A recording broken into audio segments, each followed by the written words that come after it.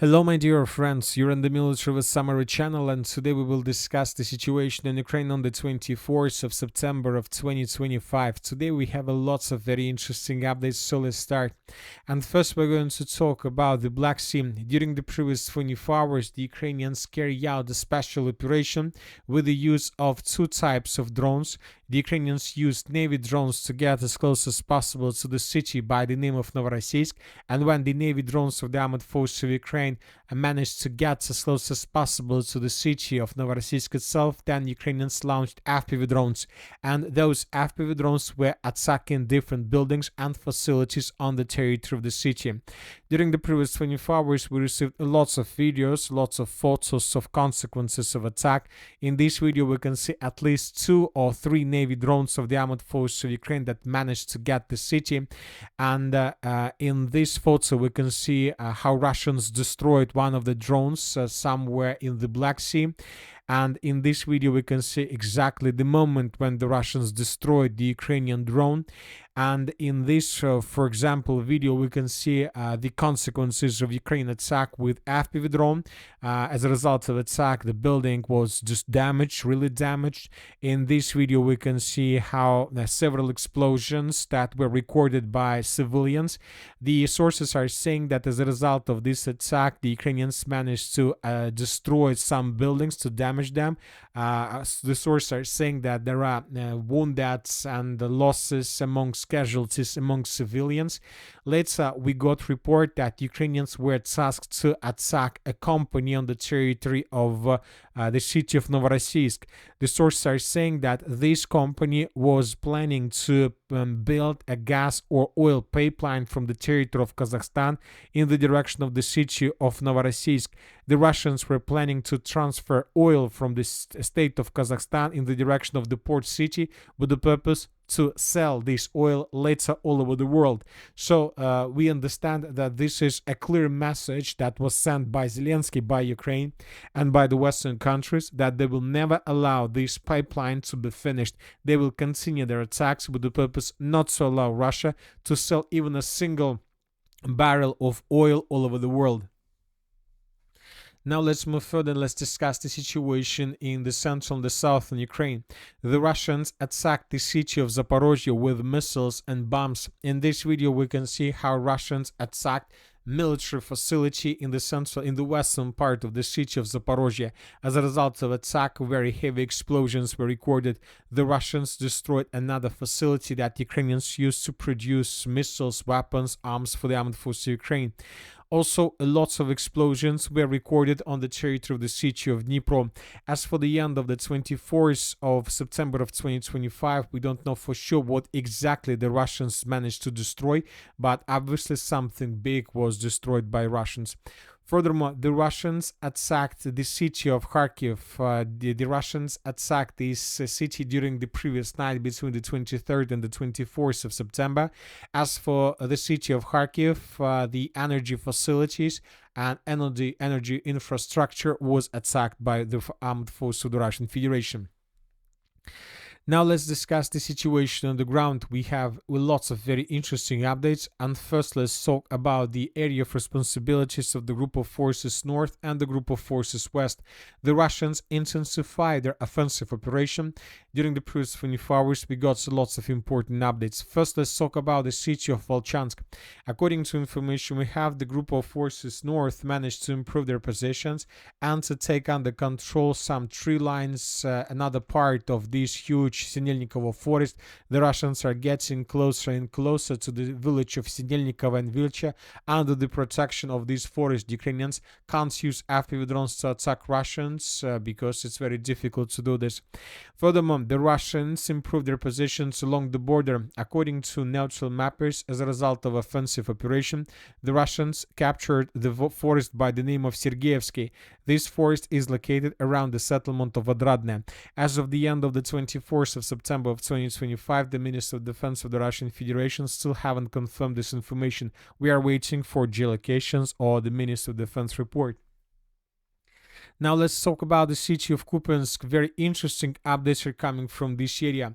If you remember, yesterday the Minister of Defense of the Russian Federation made a very interesting report about the situation in the city of Kupyansk. If you remember, the Russians began measuring the Battle of Kupyansk not by square kilometers, but by the number of buildings. If you remember, yesterday Russians stated that as for the end of the 23rd of September, the Russians captured 5,667 buildings out of 8,667 buildings that are located on the territory of the city of Kupyansk. If we use just simple math formulas, by the end of the 23rd of September, the Russians captured around 65% of the city of Kupyansk. And today the Russians continue providing us these very interesting numbers. The Russians stated that during the previous 24 hours, the Russians captured additional 115 buildings. So by the beginning of the 24th of September, 3,000 buildings left for Russians to capture, and by the end of the 24th of September, just 2,885 buildings left for the Russians. So it's already less than 33%. So the Russians are trying to tell us that the battle for the city of Kupyansk is coming to an end. The Russians published a very interesting article about the situation in this direction, that the battle is coming to the end, that the Russians will capture the city of Kupyansk probably within a month. Now let's move further and let's discuss the situation in the Liman direction. The Russians continue their offensive operation in the northwest of the city of Liman. During the previous 24 hours, additional changes on the ground were recorded.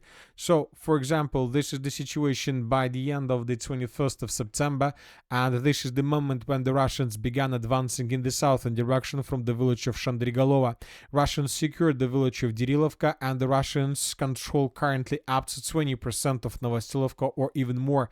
So the Ukrainians are retreating from this area. Ukrainians currently can't stabilize the situation.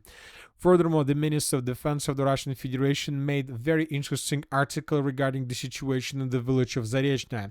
Units and military units of the West Group of Forces in the Krasnoy-Liman direction are completing the liberation of the village of Kirovsk. So the village of Kirovsk, the title of Kirovsk is a former title of the village of Zaporizhia. So the Russians are saying that they're about to finish the battle for this territory. The Russians are saying that Ukrainians used up to 3 brigades with the purpose to stabilize the front line and not to allow the Russians to move further. The Russians stated that Ukrainians used 19 battalions, but most of them were defeated and were forced to fall back. We believe that in coming days the Russians will take this village under complete control, and then they will move further in the southwestern direction and the Battle of Liman will begin. As for the city of Sieversk, as you can see, during the previous 24 hours, lots of updates were published, and one video is very important. In this video, we can see how Russians, using Ha-38 missile, destroyed the bridge between the city of Sieversk and the village of, by the name of Zvanovka. So, as you can see, this is the only road that Ukrainians had to support and to supply their contingent on the territory of Zvanovka, and now we see that the Russians, as a result of this missile attack, destroyed the bridge.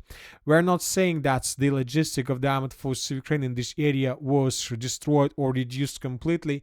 Most likely the Ukrainians have possibilities to bring forces from the city of Sieversk in this direction of the settlement of Zvanovka, but obviously now is going to become more difficult in comparison with previous days. This video and this attack confirms that the Russians are about to begin offensive operation in the direction of Zvanovka. Russians will try to move along the railways. Furthermore, the Russians most likely will try to maintain the lines between the village of Zvanovka and Vyemka. So this pocket the Russians are tasked to capture within the next months or maybe even less. And then the Battle of Sieversk may start. At the same time, the Russians are attacking Ukrainian positions to the west of the city of Sieversk. The Ukrainians are trying to bring additional forces, reinforcements and reserves, but the Russians hunt everything and destroy. And the most interesting is that if you note it, Now we start receiving more and more videos of FPV drones, of FPV drone attacks behind the city of Sieversk, not to the east of the city of Sieversk, but to the west, which means that Ukrainians, under very heavy pressure of the armored forces of the Russian Federation, were forced to redeploy their FPV drone operators, their artillery forces, their intelligence forces to the west of the Sieversk with the purpose to save them under very heavy Russian fire. Now let's move further and let's discuss the situation in the Konstantinovka direction. As we discussed in the previous video, the Russians began their, let's say, final attempt of assault operation in the direction of the Kliban-Bytskaya water reservoir. During the previous 24 hours, we adjusted the map. As you can see, we colored the southern part of the settlement and the complete Russian control based on the reports that were published by different sources. Furthermore, the Minister of Defense of the Russian Federation also published a very interesting article regarding the battle of the Kliban-Bytskaya water reservoir. The Russians are saying that somewhere at the end of August, according to information we have, by the 23rd of August of 2025, the Russians blocked 2 battalions to the south of the Kliban-Bytskaya water reservoir. The Russians are saying that up to 800 soldiers were caught in cordon by Russians to the south of the water reservoir. The Ukrainians were supporting and supplying them mainly with drones, and now the Russians are saying that by the end of the 24th of September, so 1 month after, just 80 soldiers left, so just 10% of soldiers that were a month ago. The Russians are saying that they're about to finish the battle for this area, which most likely is going to happen within the next several days, and then the Russians will continue offensive operation in the direction of the city of Konstantinovka from the south, using all means they have. During the previous 24 hours, several explosions were recorded on the territory of the city. Now let's move further and let's discuss the situation in the Pokrovsk direction. During the previous 24 hours, the most important updates are coming from the settlement of Novotoretskaya. We have already discussed this video, how Ukrainians managed to ambush a group of Russian stormtroopers in the central part of the village.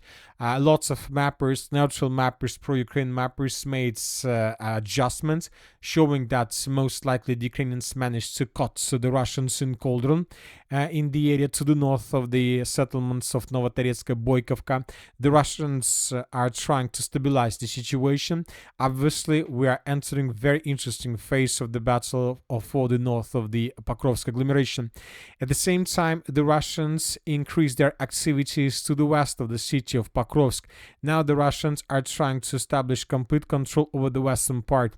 During the previous 24 hours, lots of episodes, lots of videos were geolocated exactly from this point. The Ukrainians are trying to redeploy additional forces and units in this area with the purpose to stabilize the situation along the railways, but the Russians destroy everything they see. Furthermore, the Russians began using TOS flamethrower system in this area. Obviously, we understand that if Russians began using TOS flamethrower system, this means that the Russians are planning to begin assault operation on this position in coming hours. So we believe that the Russians will try to take everything under complete control from the settlement of Kotlina towards the western part of the city of Pokrovsk. This will allow the Russians to get a bit closer to the main supply lines and to tighten the news around the entire Pokrovsk agglomeration. Now let's discuss the situation in the area of the responsibilities of the group of forces east. The Russians continue their offensive, their major Zaporizhia offensive operation. During the previous 24 hours, small changes were recorded around the village of Novoivanovka. This information was confirmed by pro-Ukraine resources. The Russians improved their positions around the settlement of Kalinovskaya. This information was confirmed by neutral mappers and by pro-Ukraine resources, and the Russians improved their positions around the settlement of Berezova. So as you can see, 3 armies, every single army of the group of forces east in this direction is active. The 36th, 29th and 5th armies continue their Zaporizhia offensive operation with the purpose to capture the villages and settlements of Uspenovka, Poltavka, and at the final part of this offensive to take under control the city of Gulyai-Polya. And that's it for today. Military Summary channel reminds we condemn any violence in the world. Thank you for your watching. Subscribe to my channel, put your likes, join my Patreon, and have a good day. Bye bye.